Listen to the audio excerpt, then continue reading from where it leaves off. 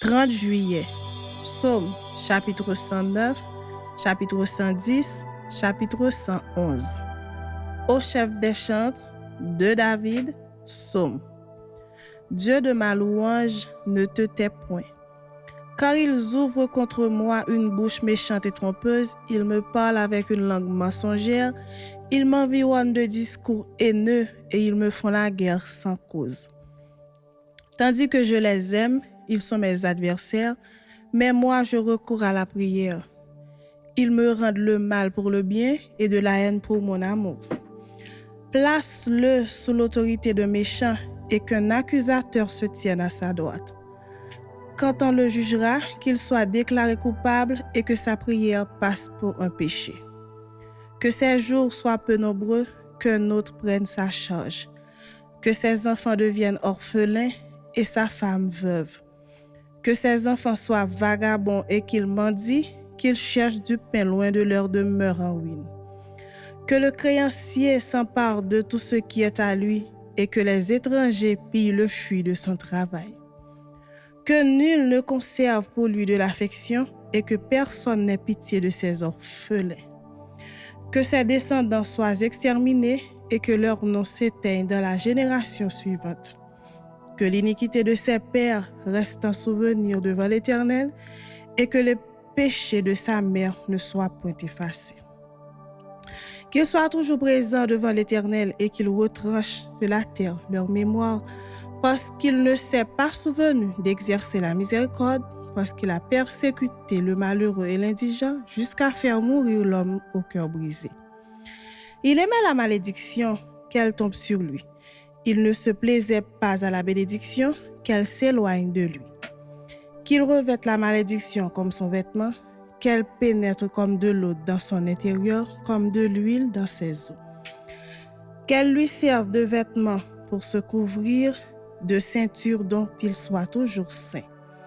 Tel soit de la part de l'Éternel le salaire de mes ennemis et de ceux qui parlent méchamment de moi. Et toi, Éternel, Seigneur, agis en ma faveur à cause de ton nom, car ta bonté est grande. Délivre-moi. Je suis malheureux et indigent, et mon cœur est blessé au-dedans de moi. Je m'en vais comme l'ombre à son déclin, je suis chassé comme la sauterelle. Mes genoux sont affaiblis par le jeûne, et mon corps est épuisé de maigreur. Je suis pour eux un objet d'opprobre, ils me regardent et secouent la tête. Secours-moi, Éternel mon Dieu, sauve-moi par ta bonté. Et qu'ils sachent que c'est ta main, que c'est toi, Éternel, qui l'a fait. S'ils maudissent, toi tu béniras. S'ils se lèvent, ils seront confus, et ton serviteur se réjouira. Que mes adversaires revêtent l'ignominie, qu'ils se couvrent de leur honte comme d'un manteau.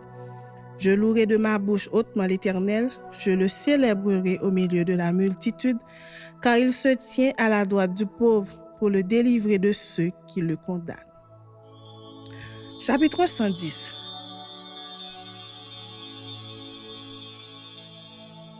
De David, Psaume.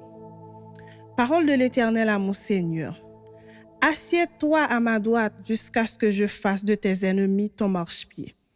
L'Éternel étendra de Sion le sceptre de ta puissance, domine au milieu de tes ennemis.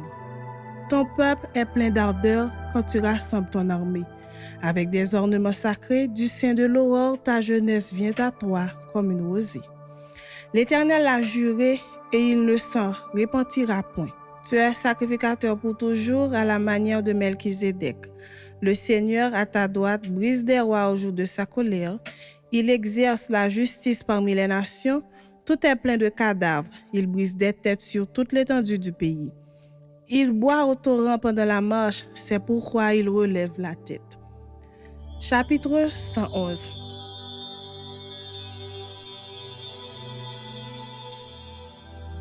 Louez l'Éternel. Je louerai l'Éternel de tout mon cœur dans la réunion des hommes droits et dans l'assemblée. Les œuvres de l'Éternel sont grandes, recherchées par tous ceux qui les aiment. Son œuvre n'est que splendeur et magnificence, et sa justice subsiste à jamais. Il a laissé la mémoire de ses prodiges, l'Éternel est miséricordieux et compatissant. Il a donné de la nourriture à ceux qui le craignent, il se souvient toujours de son alliance. Il a manifesté à son peuple la puissance de ses œuvres en lui livrant l'héritage des nations. Les œuvres de ses mains sont fidélité et justice. Toutes ses ordonnances sont véritables, affermies pour l'Éternel, faites avec fidélité et droiture. Il a envoyé la délivrance à son peuple. Il a établi pour toujours son alliance. Son nom est saint et redoutable. La crainte de l'Éternel est le commencement de la sagesse. Tous ceux qui l'observent ont une raison saine. Sa gloire subsiste à jamais.